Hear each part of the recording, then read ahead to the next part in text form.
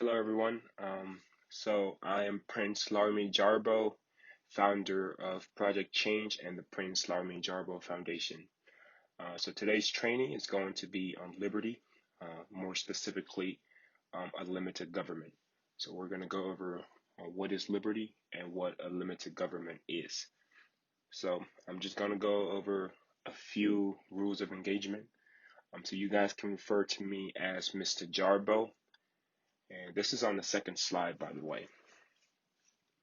And then I would like, even if you disagree with another person's view, it is always professional to respect their view. So respect the views of others, even if you disagree. And then also, I would like you guys to know that only one person is allowed to speak at a time, meaning that if someone is expressing a thought that seems to be, there's another part to it, give them the opportunity to fully express that before you actually, um, you know, jump in or dive in the conversation. And I highly encourage you. This is a learning platform. We're all learning, even the trainers. So I highly encourage each and every one of you to participate in the discussion, which will broaden your learning spectrum, and then also to ask questions for clarifications or, just any knowledge overall. So who am I? Well, my full name is Prince Larmin Jarbo. I was born and raised in Liberia. I currently reside in California, which is a state in the U.S., for those of you who are not familiar with that. I am the founder of Project Change, which is a non-profit organization that is growing self-sustaining youth to help rebuild the economy of Liberia after the country's 14 years of brutal civil war. I'm also the founder of the Prince L. Jarbo Foundation, which is a non-profit organization as well, helping communities around Liberia. I currently serve as a financial manager in the United States Air Force, and I study business economics at the University of Ashford or Ashford University in San Diego, California. For my hobbies, I like to listen to music. I listen to a lot of audiobooks about financial matters, and I play basketball during my free time. And I like to dance, and dancing is definitely one of my hobbies. So that's the introduction, and I'm looking forward to meeting and hearing from all of you guys. Thank you. So we're gonna go into a pre-check. So this is a knowledge pre-check. So basically, I would like to see where you guys are at as far as your knowledge on liberty, your knowledge on a limited government and what that is. So the first question for the pre-check is liberty the ability to have total freedom for one to do whatever, even if it means infringing on another person's right? True or false? The second question is, freedom of speech is a type of liberty. True or false? The third question is, due process is when a person who commits a crime receives special treatment from the judicial system. True or false? A limited government is a government whose power is defined on paper by the people. True or false? What are ways to determine if a country has a limited government? So let me know what you guys think about these questions. This is the time for you to give me feedback before we actually go into the actual lesson.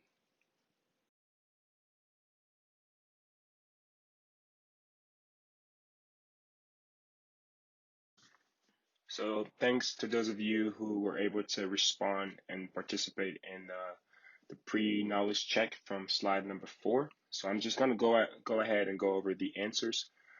So from slide number 4, the first question, the answer is false. The reason that is false is because an individual's liberty cannot violate another individual's liberty. So just because you have the freedom to do whatever you want does not mean you can violate another person's basic human rights. And then for the second question, freedom of speech is a type of liberty. That is true. It is a type of liberty. So when you think of liberty, I want you guys to start to think of freedom. So freedom of speech, it is a type of freedom. So that answer is true. So due process is when a person who commits a crime receives special treatment from the judicial system. This is false because they don't receive special treatment in the due process. They receive fair treatment. So this answer is false. And then for the fourth question, a limited government is a government whose power is defined on paper by the people. This is true. And an example of defined on paper is a constitution. A document like a constitution would be something that's defined on paper. And then for the last question is, what are ways to determine if a country has a limited government? Well, two ways are by its constitution, and then another way is, does it have separate powers? Is the government separated into different branches? So those are two ways you can know if a country is a limited government or has a limited government. So it talks about what is liberty. So first definition, liberty is the freedom from control or restriction or the power of choosing, thinking, and acting for oneself. So this is basically you having that total freedom to make decisions of how you think, how you act, and the choices you make. The second definition is allowing one to do as they please. So self-ownership. And the whole concept of self-ownership is basically you, like the first definitions, making those choices whenever you feel pleased. You owning 100% rights to yourself, your body, and your being. So you can determine where you want to be, at what time, what you want to do, what you want to eat. Those are all definition of self-ownership, and no one else has those exclusive rights to you as a person. And then vice versa, in the case of other people, you do not have those rights on other people. They exclusively own themselves. And then the third definition of liberty is the state of being free within society from oppressive restrictions imposed by authority on one's way of life, behavior, or political views. So this is quite different from the first definition that just talks about general restrictions. The reason this is different is because this one is specifically talking about restrictions or oppression from the government. So this is saying that the government cannot oppress you, the government cannot restrict you on how you live your life, how you behave, or what political views you have, even if it's in opposition to the ruling political party. But my personal definition of liberty is the pursuit of happiness without hindering another person's freedom. Just kind of like what I talked about. You can be happy all you want as long as you don't, hinder other people from being happy. So that is just my personal definition. And the next thing that we're going to talk about is the examples or types of liberties. So these are just examples of the different types of liberties. Based on the country you're in, your specific constitution is going to lay out all the liberties that you as a citizen you have within that country. But these are just examples to give you guys an idea of what we mean by liberties. So number one, we have freedom of speech. And freedom of speech is the ability for one to speak their mind, even if that means they're going to offend other people. So yes, it does mean that you can say whatever you want to say. However, and including the president. So you can be rude to whoever. You can say how you feel, and even if it's disrespectful, you still have that freedom to speak. However, you cannot use freedom of speech to threaten other people's life, meaning that you can't tell the president, hey, I'm going to kill you. Now, that's a threat and that's a crime, and you will go to court. So freedom of speech, even though you can offend people in that, it's not saying that you can use it to threaten other people's life. So that's the number one liberty. And second example of liberty is the freedom of the press. So basically, this is when the government does not control how any press agency or any press uh, basically report news. So they don't have any control over that. They do not tell you what to say, how to say it, or when to say it. They basically allow you to report the news as it happens and as you want. So that's a second example. So number three example is freedom of religion. This is the ability or the right to freely practice what you believe or to not practice anything if you don't believe anything, if you're agnostic. So this is your freedom to do whatever you want as far as religion. Number four example is freedom of assembly. So this is basically, as you can see, with a lot of the Black Lives Movement, movement around the world, is you given that right by the Constitution to basically assemble and protest peacefully to your government and share your grievances so that they can hear them and maybe make some reformations that are going to change how your society operates, how your family, does live their day-to-day lives. But freedom of assembly is another example of liberty. So this is slide number 7. These are discussion questions, but just based on how the first questions from slide number 4 went, I'm going to try to go ahead and keep this training moving. So basically, I want you to take this slide number 7, and reflect on these questions, ponder on them, and see what you think. So questions are based on the definition provided, the types of freedoms or liberties listed in slide number 6: freedom of speech, freedom of the press, freedom of religion, freedom of assembly. Do you think that these are true liberties? Are these true examples of liberties? And then the next question to discuss, to ponder upon, is liberty absolute freedom from all control or restriction? And then number 3, does having liberty mean that there is no moral standard? Again, does having liberty mean that there is no moral standard? And then the last discussion question is liberty total freedom with no responsibility? So can you do whatever you want and not be held responsible or accountable? So these are questions for you to ponder on. You don't need to answer them. I just need you to think about these questions as we go through the training. Number 8. So far, everything that we have talked about liberty is the ideal definition of liberty. It's how, in the perfect world, that's how liberty should be: doing everything you want to do and not being responsible, doing whatever you think is right and not being held accountable. That's 100% the ideal definition of liberty in a perfect world. However, we can all agree that we do not live in a perfect world.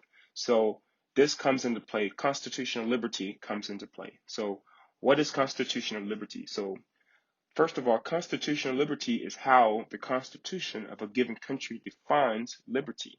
So it's gonna differ, from country to country.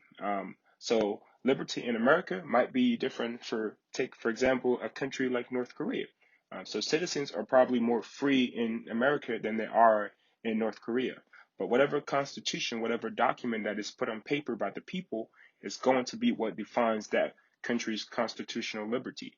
And what I mean by that is, but in general, a constitutional liberty is basically, constitutional liberty basically gives access to life, property, and basically prosperity. So supporting you to accomplish your dream and your potential just as any other human being. So that's what a constitutional liberty. However, this is the caveat. So with constitutional liberty, of course, liberty is seized when an individual commits a crime. So you are free up to the point where you decide to maybe infringe on another person's freedom. Maybe, for example, you can live a free life, and then one day you decided to go and rob a bank. Well, now you're still in other people's resources. You're still in other people's freedom. So you are free up to that point. So then your liberty by the Constitution will be seized when you commit a crime. However, whenever you commit a crime, your government, and most governments under their constitutional liberty, cannot just take away your liberty. They have to give you what is called a due process. You have to be served that as a citizen of that country.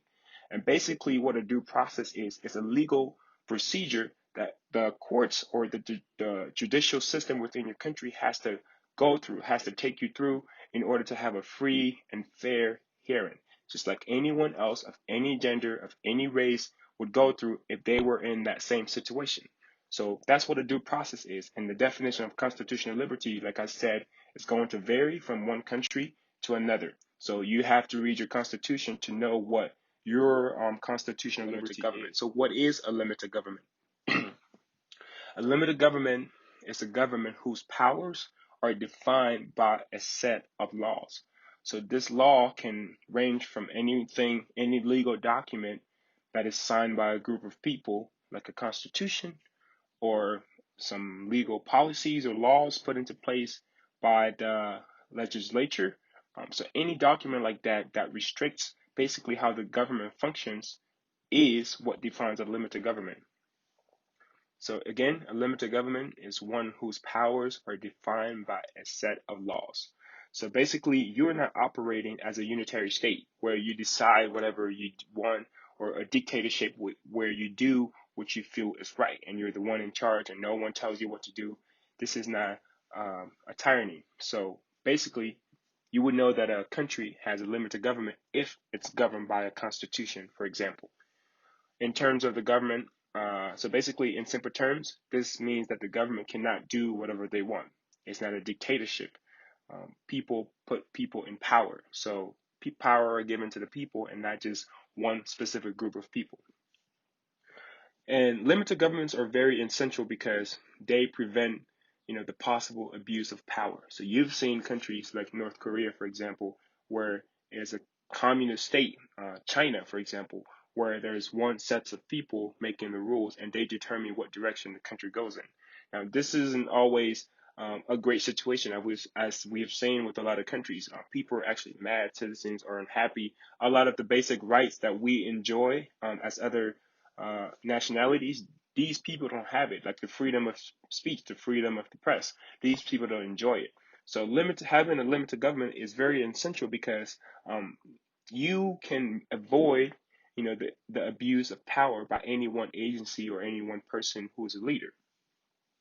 And like I said, documents like your constitution are basically going to lay out the extent of which whatever government or whatever person that is in charge, to which they can exert their powers. So basically, it tells you, for example, it's going to explain what type of government. Your constitution is going to explain the type of government that you guys are governed by, how the government functions, how the laws are made and enforced, and basically what are your roles and rights and responsibilities as a citizens, and how you can lose those rights and responsibilities. So those are things that your constitution of your country is going to explain and tell you. So now let's talk about the history of a limited government. Let's talk about why there was a need to form limited governments. So basically, for example, the Magna Carta was drafted in the year 1215. So if you don't know what the Magna Carta is, it's basically a document that the a branch of the nobility of the UK forced the king at the time, which is King John, to sign because he was abusing his powers. He was taxing foreign countries to pay more taxes because he wanted to use those funds for his personal gain. He was also exploiting people, killing people at his will. So people got fed up and they basically captured him and told him that you are going to sign this Magna Carta, which is basically the Great Charter, which means the Great Charter. So a charter is a written agreement, so a document like a constitution. So the Magna Carta is basically the constitution that was signed by King John in 1215 because of how he went about ruling people. He was very abusive. He's actually known to be one of the worst kings of all time. And he was forced by the barons to sign this document, basically giving rights to the people and limiting how he controlled and governed the people. And then basically, years and years later, that influenced a country like the United States, for example, and how its constitution was written in 1787. So a lot of the ideas, came from that because these people were ultimately from Great Britain and they saw and read the Magna Carta and brought some of those ideas over when they were forming their constitution. So the Magna Carta is also mentioned in the American Constitution as a reference. So that is just a history of why limited governments are needed, because if you don't have them, people are going to abuse their power. And we have seen, in history have seen, and it will continue to show if we do not have limited governments put into place. Countries that have a limited government. So, for example, we have Australia. They're governed by constitutional monarchy. So remember, a limited government is not like a type of government, like a constitutional monarchy, like a federal republic. It is how governments are governed. So keep that in mind. So Australia is a constitutional monarchy. New Zealand is also a constitutional monarchy. The United States is a federal republic. And I'm going to go ahead and provide some of these definitions for you guys. Singapore is a parliament republic, and South Korea is a unitary state. Belgium is a parliament system, and then Switzerland is a federal republic, as the United States. So those are countries that have limited government. So what are the different types of government's definition? So, for example, a constitution and monarchy is basically a form of government in which non-elected monarch function as the head of the state within limits of the constitution. Again, these people in a constitution and monarchy are being governed by a constitution. Now, what is a federal republic? A federal republic is a federation of states, which with a republican form of central government. So all the states combine, and they have states government, and they also have a federal government that govern all the states. They also have a constitution to govern them. And then a parliamentary republic. So a parliamentary republic is a republic that operates under a parliamentary system of government where the executive branch, the government, derives its legitimacy from and is accountable to the legislature. So basically, there's different branches, which is also known as the separation of powers. But basically, the takeaway is all these different types of governments are governed by a constitution, which means that they're. So welcome back. This is slide number 13, and it talks about the separation of powers. So it is very important that in order for a government to be considered limited, it has to have the separation of powers. So which means that power throughout the government is separated in different branches. So, for example, there is the judicial branch, there's the legislative branch, and there's the executive branch. And the legislative branch, for example, makes the laws, and the judicial branch interprets the law. So for the first one, the legislative, they make the law, and they do this through acts of to different acts or public laws, and it's usually by a vote of different people in the House. So they vote usually 2/3 before a bill can become a law. And then the judicial branch interprets these laws, and they do this through courts. Example, the Supreme Court in the United States, which a country like Liberia also have a Supreme Court. And most countries with a limited government also have Supreme Courts. And the last branch, which powers are separated, is the executive branch, which is usually ran or headed by the president. And then they are the ones responsible for enforcing the laws. And they do this through police departments. They do this through different homeland security and all sorts of things. So powers is separated between three different branches. For example, this is how it is in America. In a country like Liberia, it's also the same thing. Powers is separated so that no one branch can have too much power and overthrow another branch. And then moving on, in order to enforce, in order to be certain that these branches, these different types of branches of governments are actually living by what the Constitution said, there's what we call checks and balances. So this is basically when the responsibility amongst the different branches are divided so that they can hold each other accountable and they can be accountable to the citizens. So basically, doing so, the Constitution, a lot of Constitution would do this so that the citizens are protected against a tyranny. So that's when a government is oppressive and restricts basically how citizens move and act. So kind of against the liberty that we earlier discussed about. So examples in the U.S. of checks and balance is the president, for example, he can nominate federal officials. So he can nominate the Secretary of the Air Force, the Defense Secretary. However, it is up to the Senate, which is part of the legislative branch, to confirm those nominations. And then the president also have the power to veto, meaning that when Congress, both houses combined called Congress, when they pass a bill, the president can veto the bill. However, if they think that the bill still needs to be passed, Congress can override that bill by 2/3 of both houses. So both the representatives and senators have to vote and make sure that they reach that 2/3 mark, and then they can override the presidential veto. But that's another way that the president can keep Congress in check, or keep the executive branch can keep the legislative branch in check. And then another example is when the Supreme Court and other courts, basically declare presidential, actions or legislative laws unconstitutional.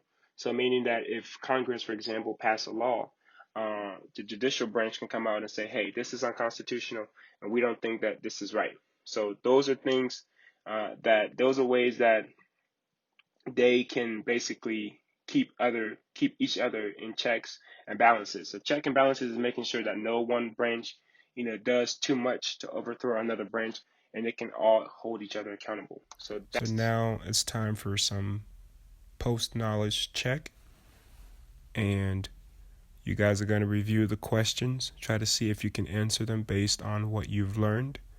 And if you can, that's fine. You can always go back and rewatch the video and try to get that knowledge.